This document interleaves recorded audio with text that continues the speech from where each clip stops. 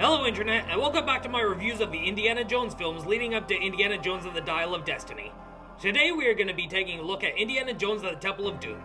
Now I've got a lot to say about Indiana Jones and the Temple of Doom, so bear with me. Remember how I said in my review of Raiders of the Lost Ark that filmmakers often look to that film as an inspiration? Well, I forgot to mention that the Indiana Jones movies also inspired Naughty Dog's Uncharted series, which became a movie starring Tom Holland and Mark Wahlberg. That movie was alright, but nowhere near as good as the PlayStation games that it was based on. But anyway, back on to Indiana Jones and the Temple of Doom. Indiana Jones and the Temple of Doom was first released on May 23rd, 1984. It is actually a prequel to Raiders of the Lost Ark, taking place in the year 1935. The movie stars Ke Huy Quan as the lovable yet irritating Short Round. Short Round is basically the Tails to Indy's Sonic. Ke Huy Quan also plays Data in The Goonies, and he made the biggest comeback of his career in Everything Everywhere All at Once. And we'll be seeing him in Season 2 of Loki. Joining Indy and Short Round is one of the most annoying characters in the history of cinema, Willie Scott, played by Kate Capshaw. Fun fact, Kate Capshaw is actually Steven Spielberg's wife in real life, and they actually met for the first time on the set of Indiana Jones and the Temple of Doom. But seriously, Willie Scott is so fucking annoying! She's selfish, won't stop complaining, and she won't stop screaming! In fact, Lego Indiana Jones The Original Adventures gave her the ability to shatter glass with her screams. The same could be said about Lex Murphy from Jurassic Park, being able to shatter glass with her screams in the Lego Jurassic World video game. Also, this is the darkest Indiana Jones film to date because despite its PG rating, this movie went way too far with violence and gore. Especially where Mola Ram, played by Amrish Puri, rips somebody's heart out and sacrifices him into a pit of magma, all while holding a still beating heart. Basically, a Mortal Kombat fatality in a PG rated film. Have fun showing that to your kids. They're gonna have trouble sleeping at night. Same can be said about the face-melting scene from Raiders of the Lost Ark. It's because of this movie, and Gremlins, that Steven Spielberg suggested the MPAA alter its rating system, and thus the PG-13 rating was born. Indiana Jones and the Temple of Doom starts off with a pointless musical number from Willie Scott at Club Obi-Wan in Shanghai, China. A clever Star Wars Easter egg referencing Obi-Wan Kenobi, if Obi-Wan Kenobi had a beak and ate mice. Sorry, I had to quote the first Sonic the Hedgehog movie. But anyway, a gangster named Lao She wants the remains of a Chinese emperor. Then, the unthinkable happens. Indy gets poisoned, and he's taunted with the bottle of antidote. And thus a brawl happens, and Indy escapes with Willie and Short Round.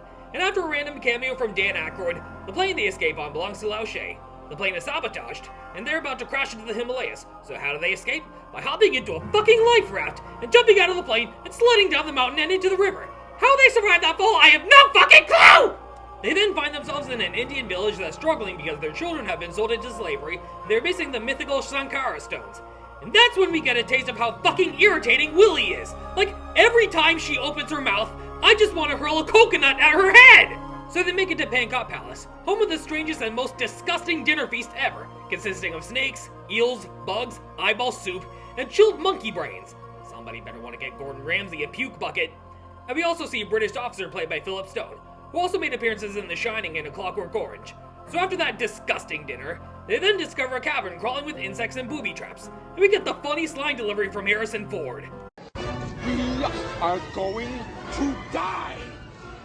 And just the fact that he has a sad pouty face at the end had me laughing for days. So then they discover the Temple of Doom run by the Thuggee cult, known for their brutal sacrifices and sadistic rituals. They have 3 of the Sankara stones, so Indy tries to retrieve them, only for the trio to get captured, and only for Indy to drink the blood of Kali, which causes the drinker to be put in a trance that makes him serve the Thuggee. Basically, it turns you into the Winter Soldier. And the only way to snap them out of the trance is by burning them with a torch. Oh, did I mention how sick and sadistic these motherfuckers are? Especially child slavery, putting Short Round to work in the mines, and even torturing a child? How's that for a PG-rated movie released in 1984? So Indy saves Willie from being sacrificed, and the slaves are free. Then we get a really awesome minecart chase which would have made a great Disneyland roller coaster. The tunnel is flooded, and the trio escape. When 2 of the Thuggee try to ambush Indy with swords, he realizes, oh fuck, I lost my revolver in Shanghai. I'm gonna need to buy a new one for Raiders of the Lost Ark for me to use against the swordsman in Cairo while my actor suffers from a bout of dysentery. Oh, woe is me! Our heroes are cornered on a rope bridge above a river infested with crocodiles, which none of them are named Vector. So what does Indy ultimately do? He takes a sword and cuts the bridge in half. And did I mention how irritating Short Round can be at times? Him and Willie both. I'm glad we don't get to see Willie again after this. She can go fuck a cactus. As for Short Round, there are times I like him and times I don't. But since Ke Huy Quan recently made the biggest comeback of his career in Everything Everywhere All at Once, and he reunited with Harrison Ford at the D23 Disney Expo, anything is possible.